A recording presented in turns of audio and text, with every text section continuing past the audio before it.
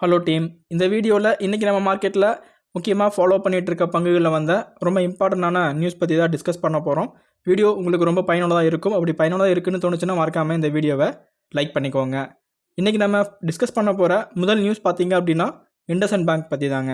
இந்த பேங்க் இன்றைக்கும் 5% இறக்கம் அப்படிங்கிறத பதிவு பண்ணியிருக்காங்க.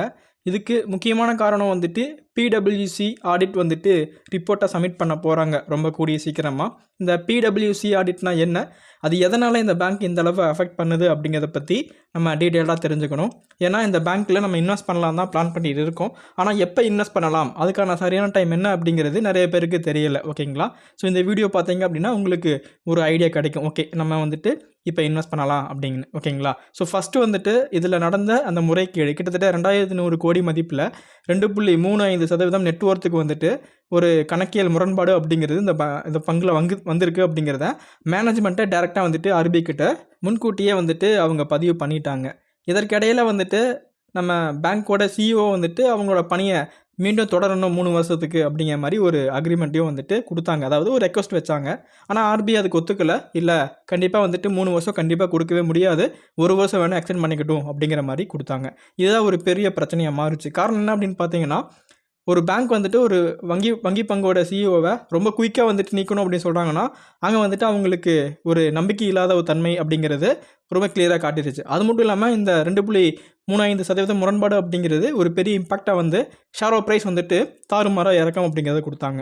இந்த பிடபிள்யூசி அப்படிங்கிற ஆடிட் வந்துட்டு இப்போது பேங்க் சைடு அவங்க என்ன சொல்லியிருக்காங்க அப்படின்னா, எங்களுக்கு 2100 கோடி பக்கம் வந்துட்டு ஒரு முரண்பாடு இருக்குது அப்படிங்கிறத சொல்லியிருக்காங்க. ஆக்சுவலாக பேங்க்கில் என்னென்ன நடந்திருக்கு, இது மூலமாக வந்துட்டு பேங்க்கோட லாஸ் ஆகிருக்கு, இந்த லாஸை எப்படி நம்ம ஓவர் கம் பண்ணலாம் அப்படிங்கிற ஒரு தனிப்பட்ட சிற்றறிக்கையை வந்துட்டு இந்த பிடபிள்யூசி அப்படிங்கிற நிறுவனம் இந்த ஆடிட்டை வந்து இதை பண்ணுவாங்க. ஸோ அவங்க வந்துட்டு ஒரு நிதி அறிக்கையை பண்ணுற ஒரு தணிக்கை குழு. ஓகேங்களா? ஸோ இவங்க போயிட்டு அந்த பேங்க்கை ஃபுல் அனலைஸ் பண்ணி அவங்க ஃபினான்ஷியல் ஸ்டேட்மெண்ட்டில் எடுத்துகிட்டு என்னென்ன பிரச்சனைகள் இருக்குது, இது மட்டும் தானா இல்லை இதர பிரச்சனைகள் வேறாச்சும் வந்துட்டு பேங்க் பண்ணியிருக்காங்களா, வேறாச்சும் முரண்பாடுகளில் வந்துட்டு பங்கு ஈடுபட்டிருக்காங்களா அப்படிங்கிறத கிளியராக அனலைஸ் பண்ணி ஒரு ரிப்போர்ட் கொடுப்பாங்க. ஸோ ஒருவேளை வரப்போகிற நியூஸ் வந்துட்டு பாசிட்டிவ் நியூஸாக இருந்துச்சு அப்படின்னா இன்சைடர் மூலமாக கண்டிப்பாக ஷேரோட ப்ரைஸ் வந்துட்டு மேலே தான் போயிருக்கும். ஆனால் வங்கி பங்கோட விலை வந்துட்டு கீழே விழுகிறனால டெஃபினட்டாக வரப்போகிற நியூஸும் வந்துட்டு பாசிட்டிவாக இருக்கிறதுக்கான வாய்ப்புகள் இல்லை அப்படிங்கிறது நமக்கே கிளியராக புரிஞ்சிருச்சு. ஸோ அதனால தான் ஷேரோட ப்ரைஸ் வந்துட்டு கீழே விழுந்திருக்கு. ஸோ இதன் மூலமாக நம்ம என்ன தெரிஞ்சுக்கலாம் அப்படின்னா, இப்போதைக்கு இதில் நம்ம கன்சிடர் பண்ணுறதுக்கான வாய்ப்புகள் சுத்தமாக கிடையாது. ஆல்ரெடி இந்த ஸ்டாக்கை நம்ம அனலைஸ் பண்ணியிருக்கோம். நம்ம வந்துட்டு ஆக்சுவலாக அந்த ஸ்டாக்கை ஃபோக்கஸ் பண்ணுற ஜோன் பார்த்தீங்க அப்படின்னா, நான் பர்சனலாக வந்துட்டு இதை 350 to 441 அப்படிங்கிற ஜோனை தான் ஃபோக்கஸ் பண்ணிகிட்டு இருக்கேன். ஸோ அந்த இடத்துக்கு வந்தாங்க அப்படின்னா எனக்கு ரொம்ப ரொம்ப லக்கு, நான் வாங்கிடுவேன், கண்டிப்பாக வாங்கிடுவேன். நல்ல ஒரு ப்ரைஸ் அந்த ரேஞ்சில். ஒருவேளை பேங்க் வந்துட்டு இன்னும் சில முரண்பாடுகளை பண்ணியிருக்காங்க, இதனால் லாங் டைம்லேயும் ஸ்டாக் வந்துட்டு ரெக்கவர் ஆகிறதுக்கான சான்சஸ் இல்லை அப்படின்னு எனக்கு தோணுச்சு, வரப்போகிற ரிசல்ட் வந்துட்டு அப்படி இருந்துச்சுன்னா டெஃபினட்டாக இந்த ஸ்டாக்கை நான் ஸ்கிப் பண்ணிவிடுவேன். ஸோ இந்த ஸ்டாக்கை நம்ம அக்குமுலேட் பண்ணலாமா வேண்டாமா அப்படிங்கிறத தொடர்ந்து நம்ம சேனலை வாட்ச் பண்ணி நீங்களும் தெரிஞ்சுக்கிட்டு அக்குமுலேட் பண்ணி ட்ரை பண்ணுங்கள். ஏன்னா இந்த ஸ்டாக்லாம் வந்துட்டு இப்போ இருக்கிற பிரச்சனை அப்படிங்கிறது ரொம்ப ஷார்ட் டைமில் ரெக்கவர் ஆகக்கூடிய பிரச்சனை. அதனால தான் வந்துட்டு இன்னும் நான் இந்த ஸ்டாக்கை வந்துட்டு வாட்ச் லிஸ்ட்டில் வச்சுருக்கேன். இல்லை இவங்க இன்னும் பெரிய முரண்பாடு பண்ணியிருக்காங்க அப்படின்னா கண்டிப்பாக வந்துட்டு ட்ரஸ்ட்டு உடஞ்சிரும். அப்போ எஸ் பேங்க் இந்த மாதிரி வங்கி பங்குகள் மாதிரி இதுவும் வந்துட்டு மோசமான பர்ஃபார்மன்ஸ் பண்ணக்கூட வாய்ப்புகள் இருக்குது. அதனால் நம்ம பொறுமையாக தான் ஒரு டிசிஷன் எடுத்தாகணும். ஸோ வெயிட் பண்ணலாம். ஓகேங்களா? அடுத்ததான் இரண்டாவதாக நம்ம டிஸ்கஸ் பண்ண போகிறது ஆர்விஎன்எல். ஆர்விஎன்எல் பொறுத்தளவுக்கும் இன்றைக்கி கிட்டத்தட்ட 116 கோடி மதிப்பில் சென்ட்ரல் ரயில்வே கான்ட்ராக்டை வந்துட்டு வாங்கியிருக்காங்க நாக்பூரில். ஸோ இந்த ஒரு ப்ராஜெக்ட் அப்படிங்கிறது கிட்டத்தட்ட 24 மாதத்துக்கான ப்ராஜெக்ட். இந்த ப்ராஜெக்ட் பொறுத்தளவுக்கும் இவங்க நாக்பூர் டிவிஷனில் அப்கிரேடேஷன் ஒர்க்கை வந்துட்டு வாங்கியிருக்காங்க. அதாவது அந்த எலக்ட்ரிக் ட்ராக்ஷன் சிஸ்டமை வந்துட்டு அப்கிரேட் பண்ணுறதுக்கான ப்ராஜெக்ட் தான். ஸோ இதுக்கு முன்னாடி கொஞ்சம் நாளைக்கு முன்னாடி வந்துட்டு சேம் ப்ராஜெக்ட் வந்துட்டு சவுத் வெஸ்டர்ன் ரயில்வே கிட்டேருந்தும் கிட்டத்தட்ட 156 கோடிக்கு இவங்க வாங்கியிருக்காங்க. இது மாதிரி ஏகப்பட்ட ஆர்டர்ஸ் வந்துட்டு ரீசெண்ட் டைமாக அவங்க வாங்கியிருக்காங்க. ஸோ ஸ்டாக் பொறுத்தளவுக்கும் ரொம்ப ரொம்ப புல்லிஷாக இருக்குது. ஆல்ரெடி இந்த ஸ்டாக்கை நம்ம ஒரு ஹார்மோனிக் அனாலிசிஸ் பண்ணி வீடியோ கொடுத்துருக்கோம். நம்மளோட கேசவன் அகாடமி சேனல் போய் பார்த்தீங்க அப்படின்னா உங்களுக்கு தெரியும் எந்த லெவலில் கன்சிடர் பண்ணலாம் அப்படிங்கிறத கண்டிப்பாக நீங்கள் அந்த வீடியோ பார்த்து செக் பண்ணிக்கோங்க. ஓகேங்களா? நெக்ஸ்ட் நம்ம இந்த வீடியோ டிஸ்கஸ் பண்ண போகிறது பார்த்தீங்க அப்படின்னா மணப்புரம். இன்னொரு பங்கு ஒரு பெரிய இஷ்யூலேருந்து திரும்ப வந்துட்டு ஒரு நல்ல ஒரு ஓவர் கம் கொடுத்த பவுன்ஸ் பேக் கொடுத்த ஒரு பங்குன்னு சொல்லலாம் மணப்புரம். ஸோ ஏன்னா அவங்களோட கோல்டு லோன் பிஸ்னஸ் வந்துட்டு ஆர்பிஐ வந்துட்டு பாஸ் பண்ணி வச்சாங்க.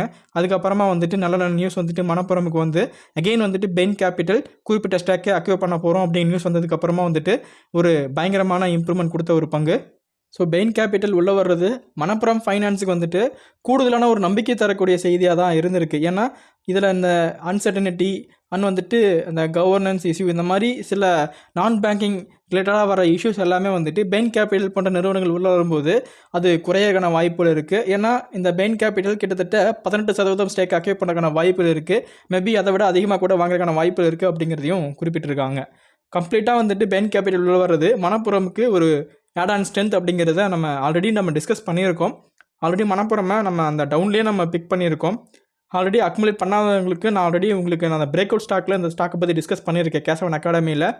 அந்த பிரேக் அவுட் ஸ்டாக்கில் இன்றைக்கி ரீடெஸ்ட் அப்படிங்கிறது கிட்டத்தட்ட நடக்க வாய்ப்பு இருக்குது. ஓகேங்களா, ஆல்மோஸ்ட் ஸ்டாக் இன்றைக்கும் பார்த்தீங்க அப்படின்னா ஒரு 232ங்கிற ஜோனுக்குலாம் வந்திருக்கு. நம்ம ஆல்ரெடி ஃபோக்கஸ் பண்ணது 230 அப்படிங்கிற ஜோன். ஸோ 230க்குலாம் அந்த ஸ்டாக்கை பார்த்தீங்க அப்படின்னா கண்டிப்பாக அக்குமுலேட் பண்ணுங்கள். ஏன்னா பிரேக் அவுட் ரீடெஸ்ட் நடந்துட்டு கண்டிப்பாக ஸ்டாக் வந்துட்டு மேலே போகிறக்கான சான்சஸ் இருக்குது. ஸோ மிஸ் பண்ணிடுறதுங்க சான்ஸை.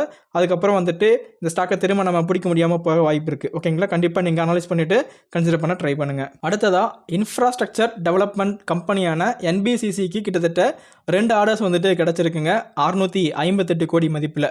முதல் ஆர்டர் பார்த்தீங்க அப்படின்னா 438 கோடி மதிப்பில் Uttarakhand investment and infrastructure development board கிட்டேருந்து கிடச்சிருக்குங்க. இரண்டாவது ஆர்டர் பார்த்தீங்க அப்படின்னா centre for development of telematics கிட்ட இருந்து 219 கோடி மதிப்பில் இவங்களுக்கு கிடச்சிருக்குங்க. முதல் ஆர்டரான உத்தரகாண்ட் ஆர்டர் பார்த்தீங்க அப்படின்னா ஒரு ரீடெவலப்மெண்ட் ஆர்டர் தாங்க. ஆல்ரெடி இருக்கிற பில்டிங்கை வந்துட்டு கொஞ்சம் மெருகேற்ற மாதிரி ஒர்க்.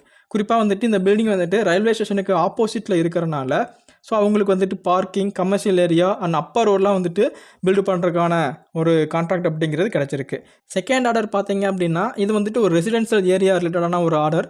கிட்டத்தட்ட அங்கே வந்துட்டு data centre, housing and hotels, technical blocks, residential building இந்த மாதிரி முக்கியமான சில பில்டிங் வந்துட்டு இவங்க அமைக்க போகிறாங்க. அதே சமயத்தில் சிடாட் கேம்பஸும் வந்துட்டு அமைக்க போகிறதுக்கான அப்டேட் அப்படிங்கிறத கொடுத்துருக்காங்க. இது வந்து டெல்லியிலேருந்து இவங்களுக்கு கிடச்சிருக்குங்க. இந்த 2 ஆர்டர் பற்றி தான் இன்றைக்கி அவங்க கம்பெனி தரப்புலேருந்து ரெஜிஸ்டர் ஃபைல் பண்ணியிருக்காங்க. அடுத்ததாக கடந்த 5 வருஷத்தில் 600 மடங்கு ரிட்டர்ன் கொடுத்த ஒரு கம்பெனியை பற்றி நம்ம பேச போகிறோங்க. கிட்டத்தட்ட நம்பர் 1 கம்பெனி.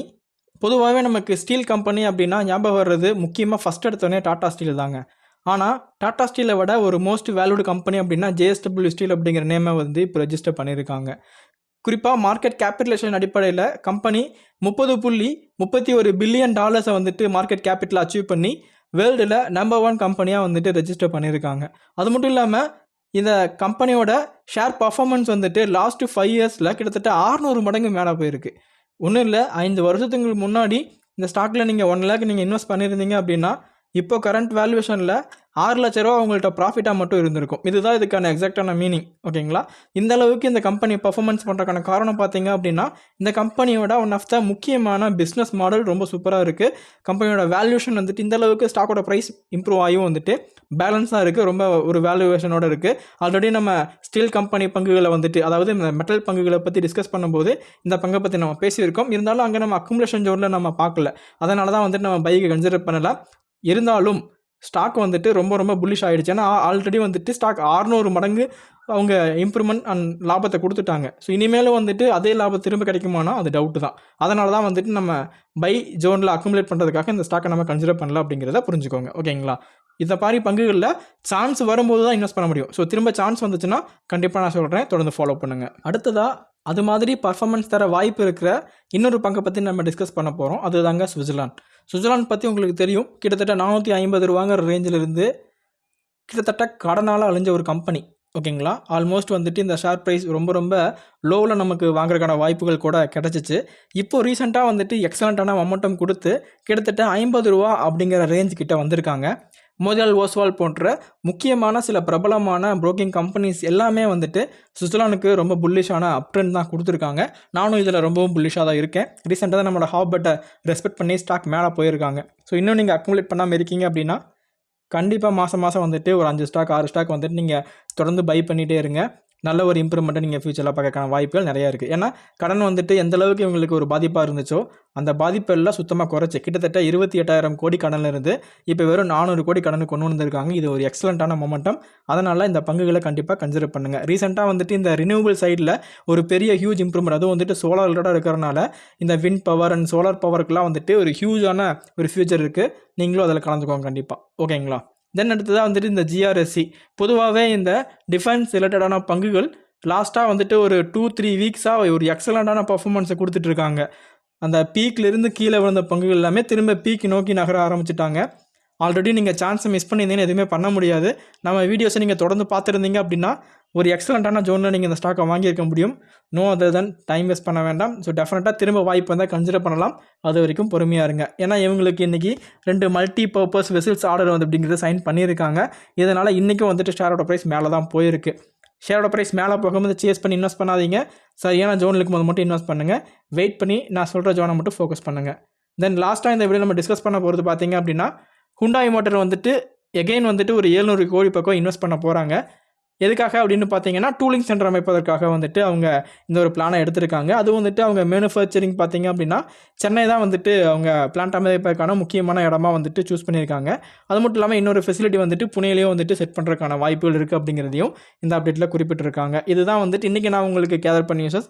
இதில் ஹுண்டாயில் நம்ம இன்னும் வந்துட்டு அக்குமுலேஷன் அப்படிங்கிறத ஸ்டார்ட் பண்ணலை. ஏன்னா இன்னும் வந்துட்டு நமக்கு ஒரு போதுமான ப்ரைஸுக்கு வந்துட்டு ஹுண்டாய் மோட்டார்ஸ் கம்பெனி வரலை. டெஃபினட்டாக அந்த கம்பெனி வந்துச்சுன்னா நம்ம அக்குமுலேட் பண்ணலாம். இது எல்லாமே இப்போ வாட்ச் லிஸ்ட்டில் நமக்கு இருக்குது. ஓகேங்களா? ஸோ இதெல்லாமே கண்டிப்பாக வந்துட்டு நம்ம ஃபோக்கஸ் பண்ணிக்கிற ஜோன்ஸ், நம்ம ஃபோக்கஸ் பண்ணிக்கிற ஸ்டாக்ஸ் எல்லாமே உங்களுக்கு நான் எக்ஸ்பிளைன் பண்ணிவிட்டேன். டெஃபினட்டாக இந்த வீடியோ உங்களுக்கு ரொம்ப பயனுள்ளதாக இருக்கும் நம்பிக்கை எனக்கு இருக்குது. இந்த வீடியோ உங்களுக்கு பிடிச்சிருந்தா மறக்காமல் லைக் பண்ணிவிட்டு உங்கள் ஃப்ரெண்ட்ஸ் அண்ட் ஃபேமிலிக்கு ஷேர் பண்ணுங்கள். மீண்டும் இன்ட்ரெஸ்டிங்கான வீடியோவில் பார்க்கலாங்க. நன்றி.